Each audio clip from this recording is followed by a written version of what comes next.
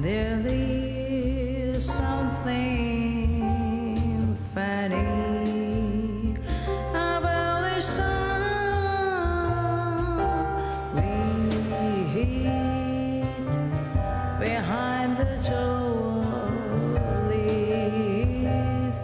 They should see us. I am serious.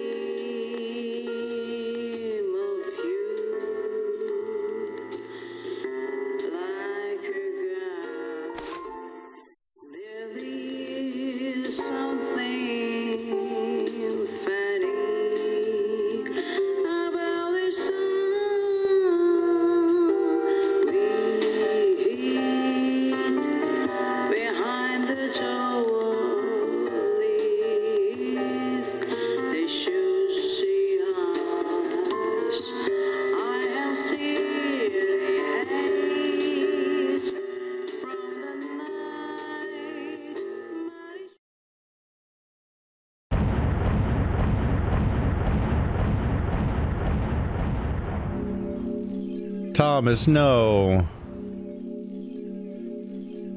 Never trust a good cook is apparently the narrative here. Oh wait, both of the suspects were cooks. Nick was also, he runs a diner. They've been focusing on cooks.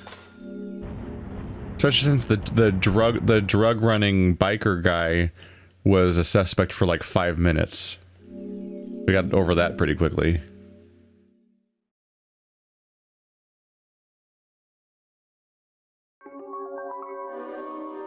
But I found your squirrel keys, Thomas. Why must you do this to me?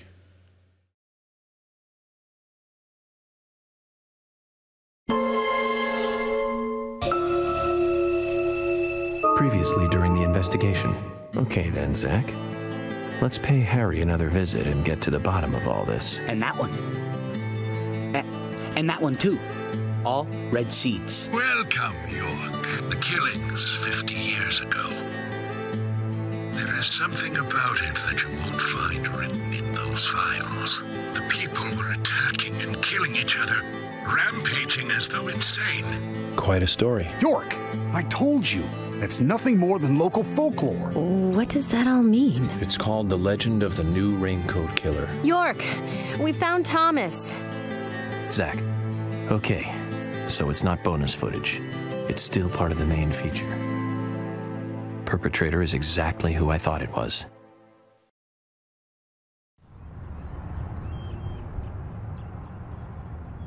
Daddy? Dad? Dad? Come on, boy, or it'll be too late. Daddy, come back. Daddy. The slapping noises. You know, I don't think you make quite that much foot slappy on dirt floors. Uh-oh. Uh-oh. Come back, Daddy. Daddy, why didn't you put clothes on me when we went in the woods? I'm in my jammies. Unless this is like a suit made of stars and moons. That made it sound cool. How many, what weapons do I have? Nope, D-pad doesn't work. Come on, boy, or it'll be too late. You are the slowest child ever. Like, I know I made the joke in Silent Hill that it's like really easy to outrun children, and race children, but holy crap, man. He's just walking. I like how they keep putting those up, almost like they're, oh, that looked awkward. Almost like they're afraid I'm gonna get lost and turn around.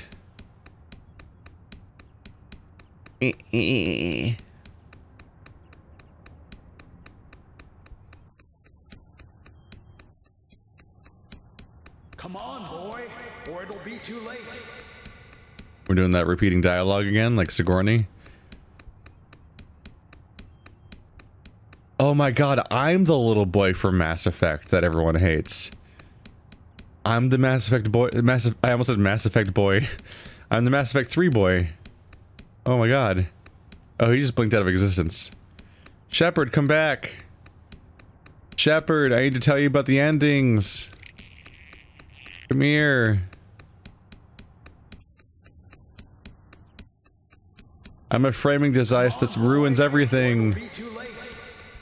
Oh my god, they both have weird little boy in the forest guilt framing devices. Weird. And this game predates... I think it's 2010, right? So this game predates Mass Effect 3 by like 2 years. It's where they got the idea. Oh shit. Riddle solved. You're welcome, internet.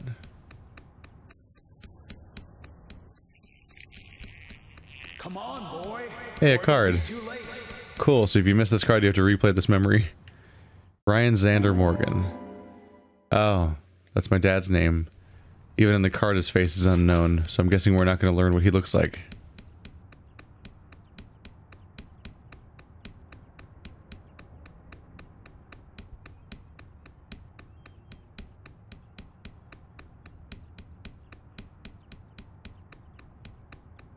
He is really a catch-all, huh? Like if the class decided to call people out alphabetically, it's like first name, ooh, top of the list. Second, middle name, ooh, bottom of the list. Third name, middle of the list.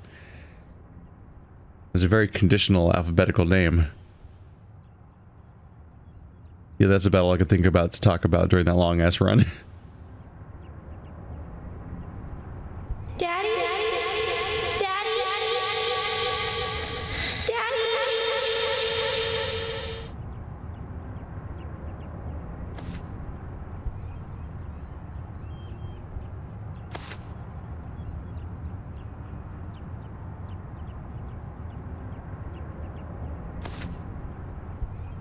Are you okay?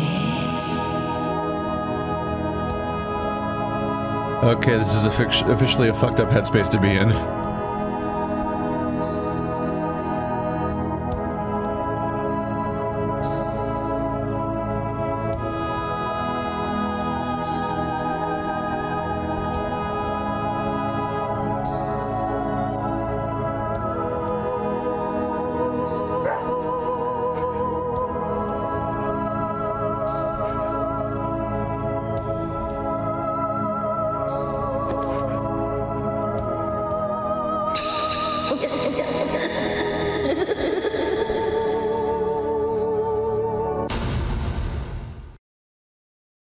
Apparently Emily is York's Maiden of the Forest.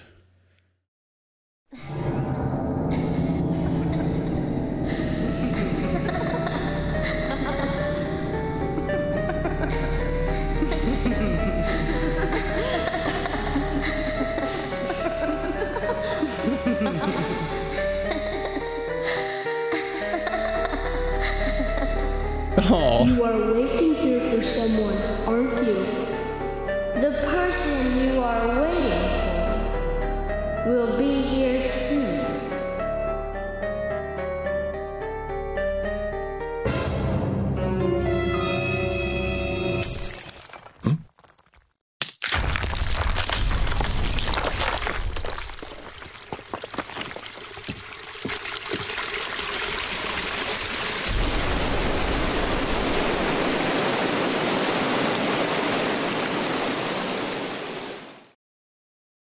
Anyone else think that in addition to being the most developed character of the three murdered girls, the third murdered girl also has the most detailed character model?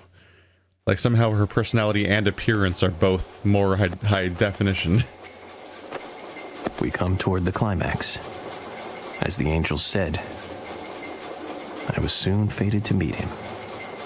What do you think of those dreams, Zach? So I do care for Emily. What about you? We should take this opportunity and talk about this a bit. I don't think this is the time, York. If I hadn't seen York come into the bar, well, you wouldn't have found this place, would you? Now, how about that? I guess I've always been lucky when luck was needed. That's why I've been able to stay in business, too. Although we have Willie to thank for finding this room, I suppose. He's got a great nose. Clever, too. He'd be a great businessman if he wanted to be. I owed you guys one anyway, and I owed York big time, too. You guys didn't tell anyone about that whole thing with Diane. I want to help you guys out. Is there anything I can do? Kaysen, I appreciate the offer. But this is a police matter. You can leave everything to us from here. Oh, well, okay. George, look.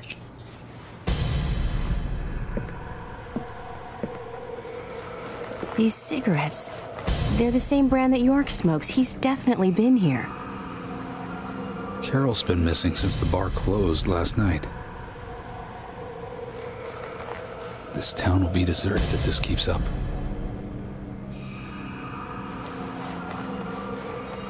What do you think is really happening here in Greenvale? Emily, let's focus on looking for York.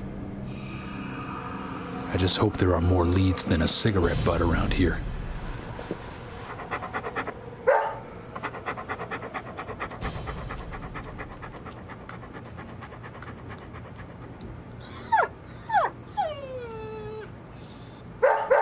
Hey, Willie, of course! You can track his scent, can't you, boy? What do you think, officers? Let him help you out, why don't you? Oh, he'd make a fine police dog. I told you we don't need... Sounds good, Kaysen. We need all the help we can get. Come on, George, let's let them help us. But they are civilians. Do you have a better plan? As we speak, York might be...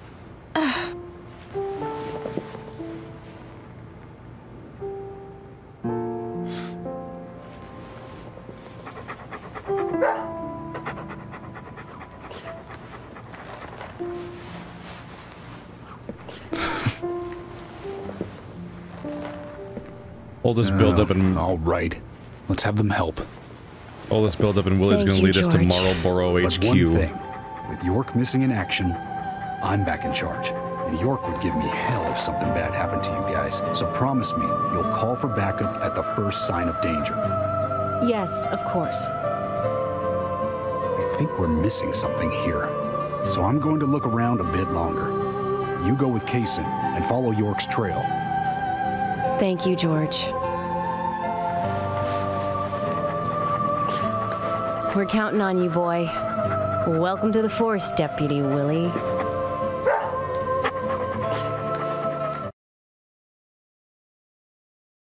People love it when dogs bark directly in their face at point-blank range. It's not startling at all. He's going to take us to where they sell cigarettes or where they make the cigarettes. Nothing about that cigarette would have York's scent on it. It's not clothing. It wasn't used even. Let's get rolling then. Okay, I'm counting on you, Willie.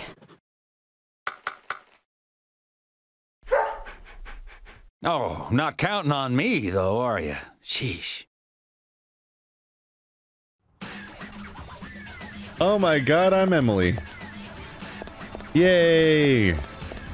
I'm emotionally balanced. I am a well-adjusted adult who ain't losing their mind or anything. I have a sheriff, custom, infinite ammo. What is up with the music right now?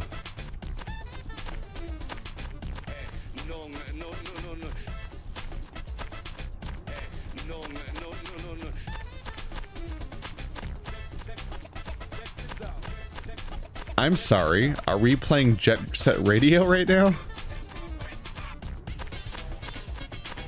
I say it again and again and again and again.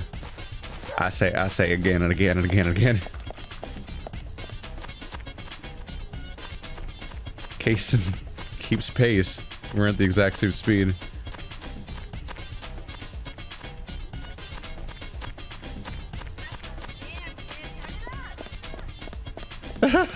Look at Willie! He follows crosswalks. What a good boy. I really wish I could drive wherever we're going.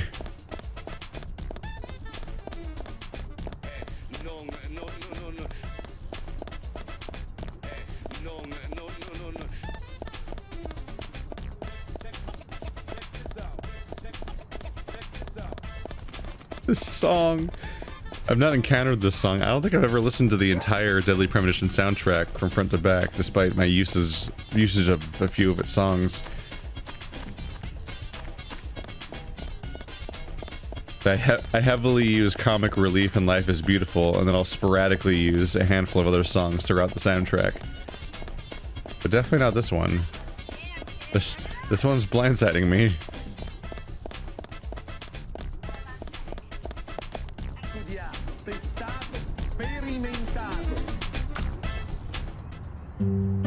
He can be a little selfish, but he's a good dog. He stayed with me all this time, through all the good and the bad. How long have you been together? Oh, we go back a long time. I can't even remember a time when he wasn't around. I had a dog when I was small, too. He was a beagle, so we named him B. Stupid name, I know. He hated being left alone and always followed me around. I could tell him anything, even things I couldn't tell my parents. He'd look into my eyes and listen intently to anything I had to say. It's like he sympathized, and he didn't make fun of me. He would just listen. When I was done talking, he'd put a paw on my thigh. My worries just faded away when he did that. Made me feel like I was just a fool for worrying so much. Dogs are great that way. Oh, yeah. Sometimes I think they got a lot more wisdom than us humans. Even if they are betrayed, well, they don't see it that way. Sure sounds foolish, but you know dogs, why, they're always happy. I'm positive that even if man perishes off the face of the earth, dogs, why, they'll just carry on, regardless. They see everything, you know. From their dog houses, they look out and they see what humans do. Kaysen. Oh, look, Deputy Willie's calling for us. He's always like that. Let's get back to the chase. See? Dogs are better than cats. Case closed.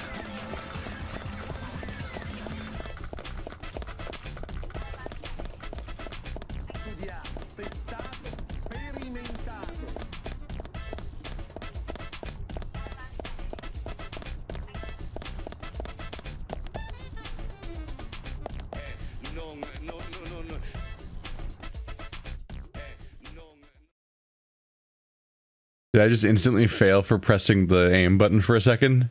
What just happened? Oh, no. We're back to this. What is happening?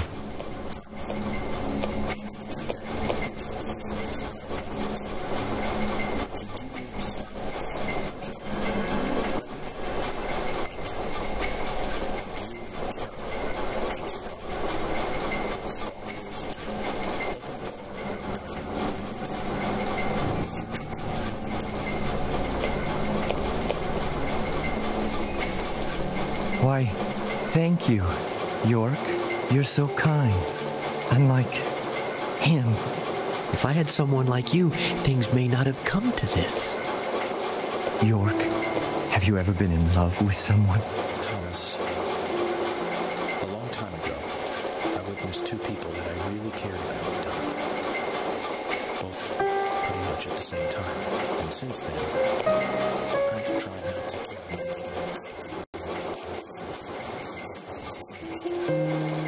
Emily, right? She's a nice girl. But I must warn you, York. You'd be better off not falling in love with her. Thomas, considering the circumstances, whatever I say might not be important to you, but I'll say it anyways. Don't you dare touch Emily. York, I think I've said too much. It's natural to respond when someone talks to you, I guess. Everything will end tonight. You just stay there until then.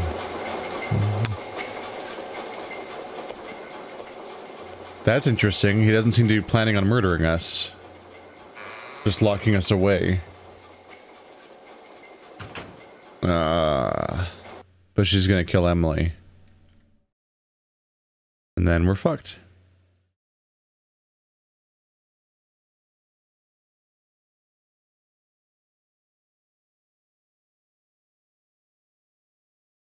Thomas's biscuit. The context changes a bit. So we're gonna track them down to the house, and we know Thomas is there, but Thomas's plan is to capture Emily. And we have Emily going off on her own. A lot of this information would have been more helpful if any of it was conveyed to Emily by York. Maybe mention the rain gas they learned about, the government experiments, and maybe mention how Emily is next in line, apparently. Even if you just suspect it and don't have evidence. Kind of relevant information. Sure, it'd be preferable to. Oh my god. Did you see that, Emily? How does this work?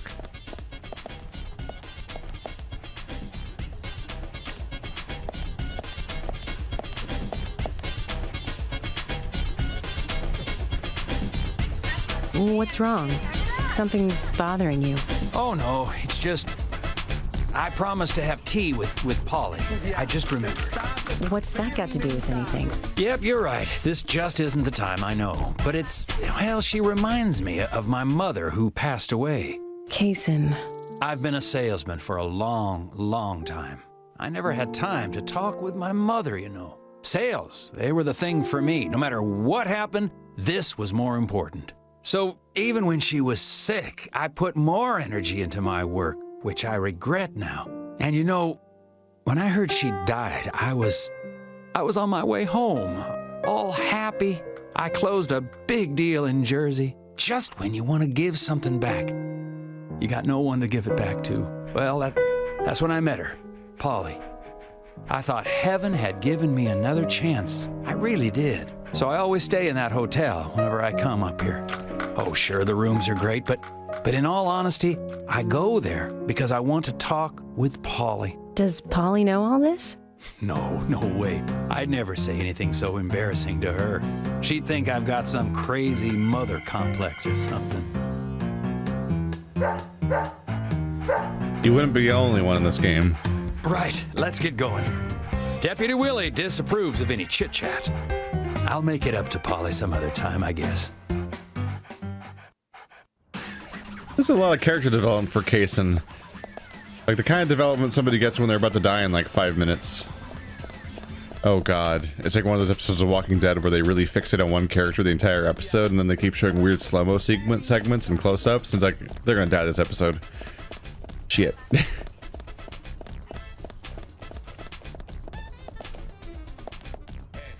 You wanna... we going? I was really afraid that me aiming the gun... I aimed the gun right when this happened.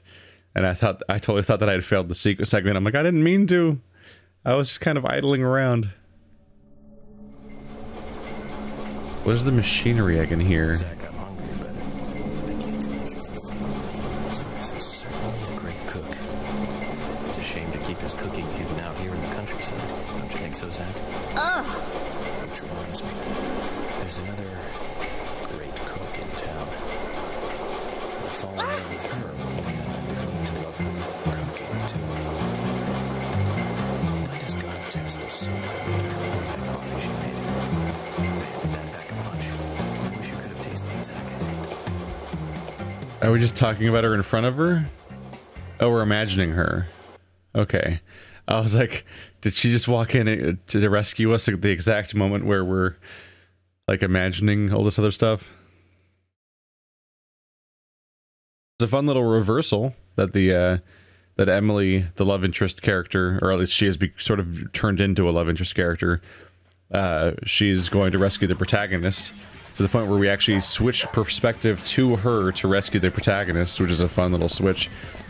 That and she was developed as a character way before she was ever developed as a love interest character. I was actually surprised they were going in that direction, but it took like 15 chapters for them to start going in that direction, which is also neat. It's because she's not just introduced as that, as being that. But I'm really worried that she's going to be murdered and have her tongue ripped out and all that other stuff. And every time they throw a Resident Evil level at me, it's more agonizing time between me and finding out whether or not that's what they do. It's only a hunch now, but I don't think Nick killed Diane. What do you mean? Me and Diane, we were, you know, pretty close. I'm sure some people might have moral issues about it all, but I'd like to think that I knew her pretty well. Every time we finished talking, she'd bring up art. I'd make a face, you know, boring. And she'd always say, "You're so different from Nick. He's so much more intelligent." Sounds like something she'd say. Nick was one of the few people who she could talk to, you know. And vice versa for Nick, I suppose. Diane also told me that she was best friends with Nick. He'd have nothing at all to gain by killing her. But even the best of friends can end up in the worst fights. Still, the voices and footsteps I heard that night, they were something else. Much more violent, more horrifying. Diane's voice sounded different, too. Different. Hard to explain. Of course, I couldn't make out what she was saying. You told York all this? Of course I did. What did he say? I know, that's fine. Something like that.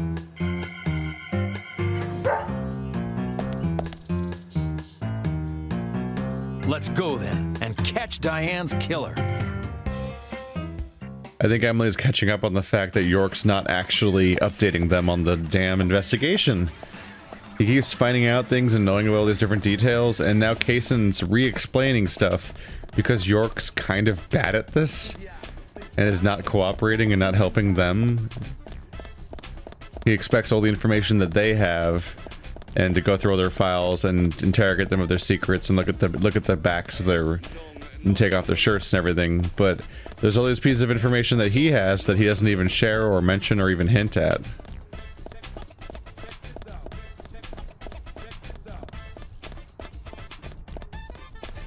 $19 bullets really seems like a weird number of bullets.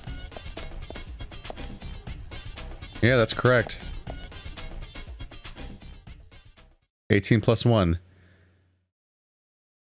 9mm, yeah. Oh, because there's one in the barrel and 18 in each clip, I guess? Don't you feel almost nostalgic looking at it? I don't think I've ever felt that way looking at one before. It's a long time ago now.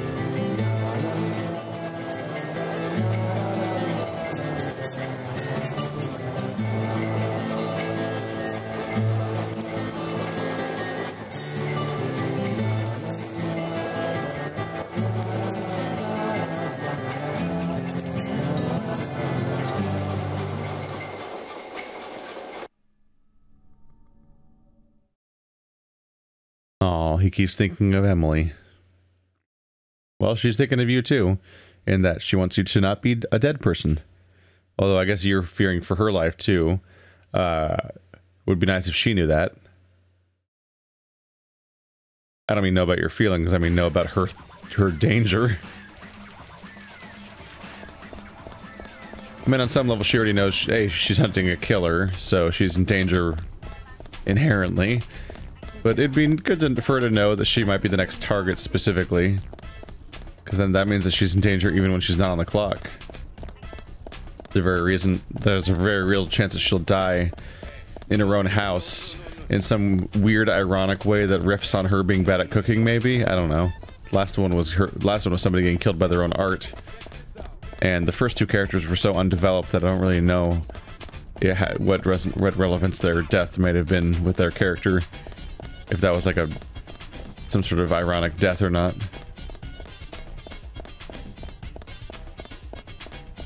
Because one of them died before the game even started, and the other one died like immediately when the story started moving. After we saw them like twice.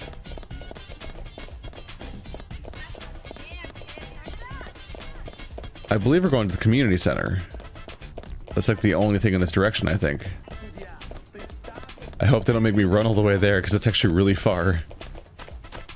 Please, loading screen, monologue from York, transition. Here it comes, right? Right?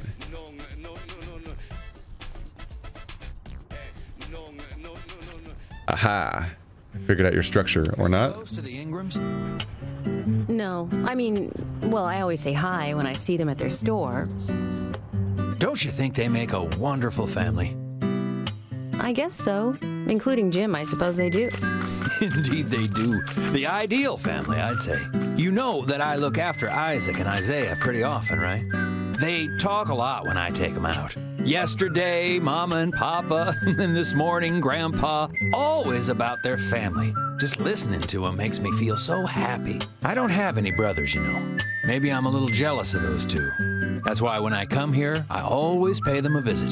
Greenvale is really like a second home to me. I can tell. Deputy Willie's calling again. Enough about me. Let's get going. I don't like this. I don't like how he's walking her into the middle of the woods alone and telling a bunch of weird personal stories and being odd. Is he very well maybe isolating her on purpose to kidnap her? Because everyone trusts that guy.